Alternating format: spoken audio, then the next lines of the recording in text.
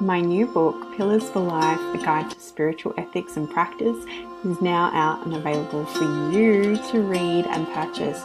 You can check out our website, willowhealing.org, to find a link, or you can find it on Amazon. We look forward to getting your feedback, and if you love it, please leave a review and share with your friends.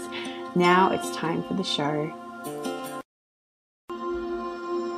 Welcome to Willow Healing Matters, the podcast. We are so excited to have you joining us on this journey where we explore different ways to empower your soul, whether it's healing in your kitchen or all the way up in the corporate world. Come with us as we look into different ways to heal your mind, body, and soul. Hey everyone, it's Catherine from Willow Healing, and today I am here with the beautiful Naomi Morad. So she is a psychosomatic practitioner with over 29 years of experience. Oh, 23. I'm adding on extra years already.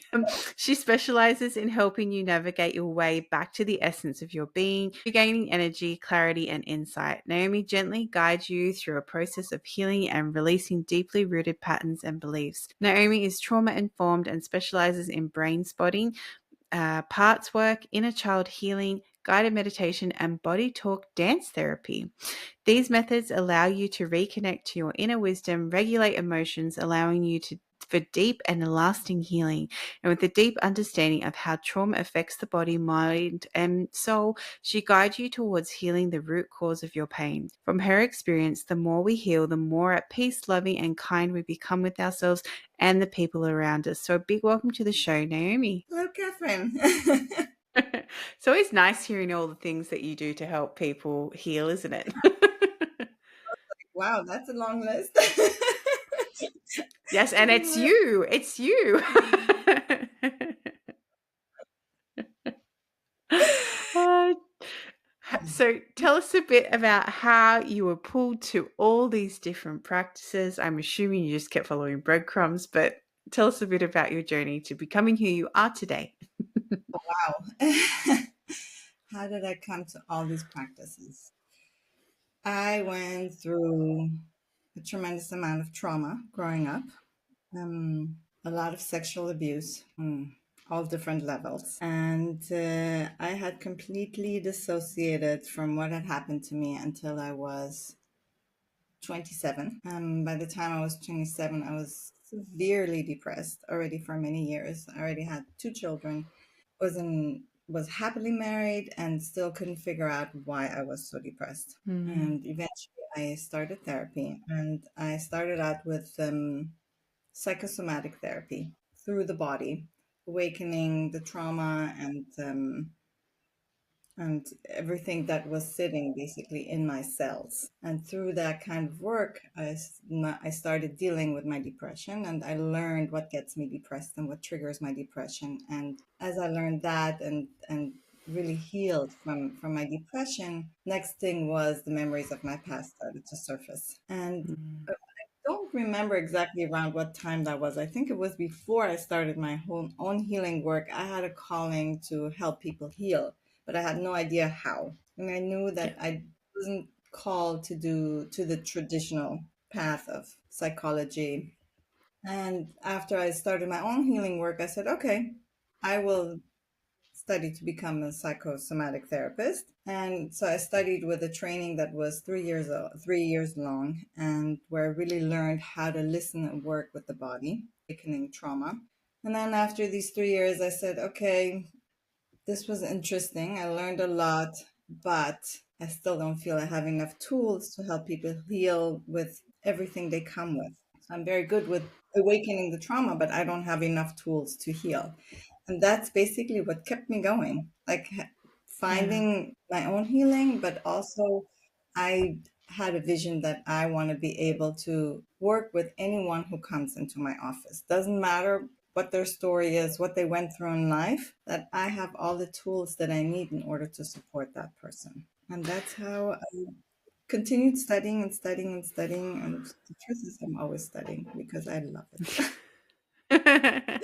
But I love how you said too, because so often, like you said, the trauma gets awakened, but then what do you do with it all? Like what do you do to move through it? And I love all the range of practices that you do, because it is like that. And I imagine there's some level of intuition that you would have too, where you're working with somebody, yeah, and you just go, "Huh, I think we need to do a different approach, right? Or I think we need to pick something else out of the toolbox." And I so relate to that, Naomi, because even when I was a speech language pathologist, I would go do all these different trainings, nothing to do with speech pathology per se, but I would go learn all these different things because I was like, I want to understand more about just more than just what's happening in front of me, and more than just the individual that's plopped in front of me. Because, in traditional training, it's like, oh, all we work on is speech, but these families come with you with more things. Like you said, it's like you are like there's all these things, extra things you need to pull out of the toolbox to keep working, and so that you can be a more rounded and holistic practitioner and serve them how you need to serve them. Absolutely. And I think everybody, yeah, like we all can learn the same things, but everyone will apply them differently. Like you said, we have Exactly. our intuition and we will work to blend the different things the way it suits us and makes sense to our nervous system. So Yeah. Yeah. And I love too that you do inner child work because there's always a little child in us screaming out for attention, right?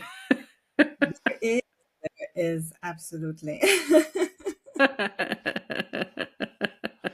I'm sure when you unpack that one, you're like, oh, there's so much, especially with all the trauma you went through in your childhood. I could imagine the little Naomi in you was just like, I really need some attention right now. Yes. And the truth is we all do. What I've learned through the years in my work is that basically any issue that we deal with today, whether it's procrastination or we feel sad or we were stuck in relationship, not being able to build a healthy relationship, doesn't matter. Fears, anxieties, they all go back to our childhood trauma. When we It's so true. release that younger part that is still frozen in trauma, because they're like time capsules that are frozen in time when we go through trauma. And we hold that pain that we feel today is actually belongs to a 2 year old, 1 year old, 5 year old, 7 year old, younger part of us. And when we help these younger parts heal, it's amazing how immediately there's like energy released in our lives today. And the issue that we were dealing with doesn't trigger us anymore. It vanishes. Yeah, I love that. And even, I've been doing work, like been doing all these different meditations, and one of them was we're talking like money stories, right? Money stories come up, and it can be, especially from experiences as childhood. And I was talking with a client about it. She goes, for me it was like we always went for hikes, but the little me just wanted an ice cream, and then the parents were like, no, no, we brought our own food. She's like, but I just wanted the ice cream, like, so that's all I wanted. And I was like, yeah, I get that. Like for me, it was always like getting told you have to work hard for your money, and money doesn't grow on trees. And actually, money kind of does grow on trees, but that's like another whole other thing, right? And it's just when you start to pull apart all those belief systems, exactly like you said, they can all be rooted back in things that happened in your childhood. And I like that you use that description too. They're like frozen capsules because they're frozen in time, and it's just stuck in your system until you, I guess, shine a light on it and help it melt and thaw out so it can shift and move how it's supposed to. Yeah, it's shining a light on it and it's becoming witness to what happened. Mm, It's yeah, like going back and really becoming witness because that younger part feels very lonely, feels unseen, exactly. unheard. And when we become witness to our own younger parts and really are present, that's when everything begins to shift and transform. Yeah, which it is magic like that. Everyone's like, "What do you mean?" And it's funny. I met this person from, so she was somewhere from Eastern Europe, and she said to me, I still remember. She goes, the therapy system here is so backwards. And I said, in Australia. And I said, what do you mean? And she said, they can't tell you how long therapy will be, all these sort of things. She goes, we walk into a therapy session in this place in Eastern Europe she was from, we have to read a book. And it's about discovering your inner child. And I was like, really? She goes, that's the first thing they give us, a book about learning about your inner child. And then they go, this is how long therapy will take, as long as you do all the work. And I was like, what? Like it was such a contrast to what kind of happens here, probably in America too, right?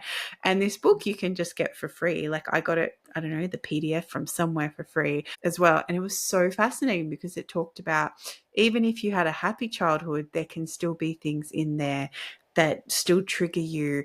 And sometimes it's like the extreme happy childhoods are the ones that were actually the most triggering because you just pretended everything was okay and it's all okay. It's all okay. And it wasn't. It's true. And for these people, even there's a lot of guilt often around like feeling bad because everything was so great in their childhood. Why would they have any issues? And it's so true. Yeah, But exactly. that's beautiful that they give them a book about the inner child. I Yes, mean, I wish they did that everywhere in the world because that's really where the healing is. Everything else is just talking around the issue and we're not doing the real work. exactly. And I guess that's too, so often we get stuck in our stories and we get stuck in the loop. And instead of asking those, compassionate inquiry questions like, why is this happening for me? And what is it teaching me? And looking at the deeper reason as to why you're stuck in those loop, often we do get stuck in the story. And that's why it's so important to realize you're stuck in the story, first of all, and then go find support to pull you out of the story. Absolutely. Absolutely. Because when we're stuck in the story, it's really like you say, we're in a loop. We can't get out. Yeah. And you We can't go, see it all the time either. Yeah. we You keep know, repeating the and you're not same meant thing to. over again. Yeah. Yeah. And you're not meant to. We're not meant to walk through this world alone. That's why we're meant to connect with other people and go forward. Yeah. I truly believe that too. You know, some people say, "Oh, but I'm doing my own work. I'm doing my own thing," and which is great. I'm doing my own work, but until today, I'm always also getting support from the outside, even though I've been doing this for so many years. But there's always something that happens when someone else is present and holding the energy for you. We can go like another level deeper, or that's just a Yeah. Yeah. nervous system Even I, can relate on a different level when we don't do it alone. And again, it's exactly. not And even, alone in this because in all of our traumatic experiences, we've been alone.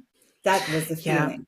Not alone, obviously, there was someone who caused the trauma, but the experience was very lonely. So when we regulate our nervous system while somebody else is present, a safe person holding the energy for us, we can really heal on a so much deeper level. And it always makes me think of Naomi, what you're talking about is that healers need healing too, because so Mm, often we neglect our own healing because we can think we can do it ourselves, but we can't. So it's really important to remember. really important to remember. And it's like Yeah, there's shame, I feel, for people, especially healers, that they still seek help outside because there's that belief that like we have to be perfect because we take care of other people. But not nobody's perfect. We're always on a journey. We're always learning. We're always growing. We're always healing every single exactly, day. exactly. And for anyone who thinks that if you start a healing journey, that it's just going to be, oh yeah, once I'm done, it's done. Oh, no, no, no, no, no. There are so many layers, like layers upon layers upon layers. And then when you think you're done with an issue, there'll be cobwebs that you have to go back and clean up too. Totally. When I first started my journey, I was like so overwhelmed because it was so big and I had so many years of trauma behind me. And in order to cope, I always said, okay, once I'll have taken care of this, I'll be good. And I would tell my husband, I would say to him, um, once I have dealt with this, I'm going to be fine. And then I'm going to be done. And he would always tell me, don't say that, just be in it. And I needed to put these milestones down in order to be able to cope with what was going on, because I felt so overwhelmed. It took me Mm. many years. I understood, okay, it's an ongoing journey and it's okay that it's that way. It doesn't have to end after I have dealt with X. But yes. Well, especially when you're recovering from such a big trauma, right? The big T ones. It does take years and years and years to come back and to feel that safety and to feel anchored again in yourself. But it's more just that root chakra, that safety that once it's compromised, it's really takes a lot of work to build it back and then rebalance everything else around it. True. It's true. So I have this question that's been niggling. What is brain spotting? I've never heard of that before. What is this? Brain spotting is, have you heard of EMDR? Yes. Okay, Yeah. so people are more familiar usually with EMDR, which is a way to process trauma through your eyes. And brain spotting actually derived from the EMDR. And what it does is it helps to bring your nervous system from dysregulation to regulation. And the way we do it is through the eyes. So now, as we're talking, sometimes you'll find yourself looking in a certain direction as you're explaining something, as you're talking about something. And it's not because you're avoiding eye contact, it's because you're thinking of something, your eyes automatically gaze in a certain direction. Now, this happens because where you look affects the way you feel. So, as I look in that direction, let's say I'm just now, as I'm talking to you, I'm looking to my upper right, it helps me process everything that is connected to brain spotting and how to explain brain spotting, all the emotions and thoughts that are connected to that. So, my eyes are connected to my subcortical brain, where my emotions are stored and my all of my memories and experiences. And we connect also to what is the feeling, felt sense in the body. As we connect these 3 points, that's where we start processing from our subconscious mind. That means I'm fully awake, but I'm bypassing my thinking mind and I'm starting to process everything that is related to the issue that I'm dealing with. So if I'm processing pain, anger, a situation that really upset me in life, I will start with that. I will see where the eye position is, where the felt body sense is, and I will process from there. And everything that is connected, which often like winds back to early childhood trauma memories, the subconscious starts to make those connections. And it's amazing. It's like an unwinding and very deeply healing process. Yeah, and anyone curious, it's funny because just a few episodes ago we were talking about EMDR, and it's like the whole look up, look down, look up, look down, and depending where you need to look. But it just fascinates me how much our eye movement is connected to the subconscious and how it programs things and lets things release at the same time. Yeah, very, very deeply connected. And the I would really say, because I used to be a patient of EMDR in the past and I never had a calling to study it. It always seemed very complicated to me. And Yeah, somehow didn't connect all the way. And we actually have, when I came across brain spotting, I was like, okay, I must learn this. It's a very simple technique and goes so deep and so yeah. effective. And like after every session, really, my clients feel a release, a change, a shift. So that's the beauty, Have definitely. you found that there's a certain practice that you'll always find that at some point you'll have to reach into your basket to get out for your clients? I really use like a combination of brain spotting, parts work, and the inner child work. It like they very beautifully weave into each other. But brain spotting and parts work will be really something I will always use. And the inner child work in most sessions that will Yeah, come up as well. Always depends on where a person is and what they need and how deep they're ready to go, that kind of stuff. Like the younger parts show up organically, or sometimes you guide them there. But the brain spotting and parts work will really be part of every session. yeah, which is so beautiful because, it's when it's just such a different perspective because, when we talk about talking therapy, a lot of people don't realize when you go to talk therapy, every time you talk about it, you're reactivating the trauma. you're reliving it again and again and again, and you're actually not shifting it. And that's why so often I've met a lot of people who say, but I've been to therapy and nothing's shifting. It's like, because you're not actually letting it go. Like you said, when that trauma had awakened in you at the very start, you didn't know how to actually then step out of that to release it. And um, I think it's so beautiful, Naomi, that you've brought together all these different offerings to support your clients that way, so that once the trauma is at the surface, then you can help release it, or at least take the energy charge around it, right? Because our wounds are always there. It's just how we react to it and how it shows up is what impacts our reactions and how we go through life. Definitely, completely. And that it's really like that. In talk therapy, you keep just re-experiencing the same thing over and over again, but there's no change because you're you're not accessing the nervous system. It's just all from your prefrontal lobe, from your logical brain, and that logical part of our brain doesn't have access to the deeper layers. So yeah, Yeah, okay. exactly. And I teach, for me, I teach my clients, you have to go to your heart first, then your gut, then your head, because we've been so conditioned to go to the head first. But it's actually from our heart that we can make decisions more aligned with our soul and our intuition, and the beautiful thing is science is catching up, right? And they've shown that there's more receptors in your heart and your brain and your gut than there is in your brain to actually make those decisions. Yeah, absolutely. Absolutely. And so often when we make decisions from our heart, when our gut and our heart actually know differently and we go with our minds, our brains, we end up making mistakes. Or we regret, right? We're like, why did I do that? It's Immediate. very rare. Yeah. But it's so rare you'll make a decision that's heart led and you'll regret it. It might be really scary because you think, what am I doing? Like, this doesn't make any sense, but at the same time, in your heart, that it is the right decision and you're making the next step you need to get to where you need to be. And then you go, okay, I understand now. Totally, totally. It's the scariest thing often, and it doesn't make any sense in that moment, but we know in our heart that this is the right way. Yeah, Definitely. I I, can speak I for myself. Whenever I have not listened in the past, I was like, ouch. You know, it was always a slap in my face afterwards. yes, yes.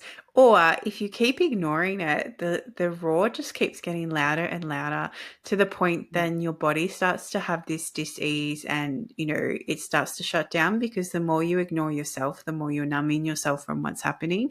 And that itself can be a trauma, not the big trauma, but it can be a little trauma because you're constantly ignoring what you actually want to do at like a soul level. Absolutely. Absolutely. And I would take that even deeper. That is probably that person's safe place to go from the mind instead of tune into the heart, because having to feel is often so scary for people, and they're so terrified just of the thought of having to feel that it's so much safer to go with the mind. And I always say to people that when they're afraid to touch their pain, they're afraid to come for healing because they don't want to touch what's there. I say, you take it everywhere you go. You really take your pain into everything. You take it into breakfast, lunch, dinner, and into your relationships. You take it into work. It's constantly present and shows up in everything that we do. And Yeah. it's so much easier, even though it seems so scary, but it's so much easier to just actually face it. It's often not as bad as people think. And the healing and transformation that takes place is just life transforming and so Yeah, worthwhile. yeah. Beautifully said. So beautifully said, Naomi. And as we start to finish up our time together, I ask everyone that comes on the show if there's something you could heal or change in the world, what would it be? Something could heal or change in the world. It would be the way that come through my lens, the way we approach trauma.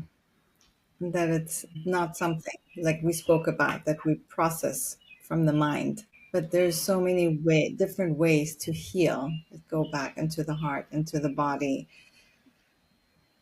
The inner child book, I love that, in Eastern Europe that you had mentioned before. Like, open up that door that it's okay to feel again, that it's okay to be present with what is, and understanding that it is possible to heal no matter what you went through in life. There's always a way to really deeply heal. Yeah, so beautiful. And such a potent reminder as well for anyone listening to this thinking, but my trauma's too big. It might be big, but it just means you just have a bigger heart, I think, sometimes too, because you're still there, you're still standing, you've had the courage to keep going despite how big it is. And, if you can fit, if you're still feeling it, then you can actually feel through it to actually heal it too. Oh, I love that way you put that. Yes, absolutely. 100%. Yeah. And where can people find you, Naomi, if they want to come work with you or they want to connect with you? How can they come find you? They can find me, easiest way to find me is through my website, even though I'm also on LinkedIn and on Facebook. My website is naomimorad.com. And through my website, you can send me a message. You can get all the information you want. And I usually start out with an intro call that is for free, where we just talk and get to know each other, see if we're a good fit, if for those who might be interested in working with me. Yeah, beautiful. Well, I'll make sure to include all these details in the show notes as well, so that if anyone's listening and want to find Naomi, they can. I will also find the name of that inner child book because, why not? I'm not affiliated with this book, but I just found it really, really powerful because so many times I interview beautiful guests like yourself, and then they'll be like, hey, you should really read this book, or you should tune into this book, or you should check this out. Or if they have their own book, you can have your own book too. But, I think that's how that curiosity keeps fostering, right? Like when you're like, oh, maybe I should read that book too, and then just see what happens from there. Yeah, I also want the information for that book. I'm really curious what that is. Yeah, great. Well, I will make sure for everybody listening that will go in the show notes too. So if you're there going, what is this book they're talking about? It'll be in the show notes. And then you'll know, okay, this is this book. And it's really simple. I have to say, how they've structured it is really, really lovely and simple, which is what I resonated with too. So, but anyway, back to why we were here. Thank you, Naomi. Thank you for joining me and sharing a bit about your journey, but also all the beautiful gifts and offerings that you have collated to help people reawaken that trauma so they can heal through it as well. Thank you, Catherine. It was a pleasure being here. Thanks for having me. Thank you for listening to Willow Healing Matters, the podcast. We have so much love and gratitude that you have taken the time out of your day to empower you on your healing journey. The views shared by the person being interviewed might not necessarily reflect that of the host and should be used at your own discernment. Trust what resonates for you and follow your heart and soul guidance. If you have any underlying medical conditions or mental health issues, please consult with your healthcare provider before pursuing any of the recommendations. Likewise, you can always contact the person being interviewed to find out more information.